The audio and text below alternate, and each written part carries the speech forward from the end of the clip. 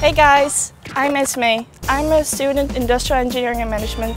Today I will show you around the engineering department. We have the following studies: mechanical engineering, electrical engineering, industrial product design and industrial engineering and management. Let's go! This is the wood shop. Here you can find all the tools you need for personal or school projects. This is the Fablab. Here are most of the digital techniques, including 3D printing and laser cutting. You can even design your own t-shirt here.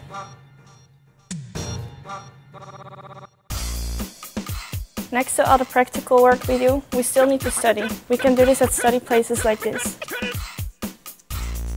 This is our lecture hall. Of course, we have lectures here, but also we have guest speakers from companies, and that's what I like the most. And if you're looking for a great cup of coffee or tea, you can always go to the coffee corner. Cheers!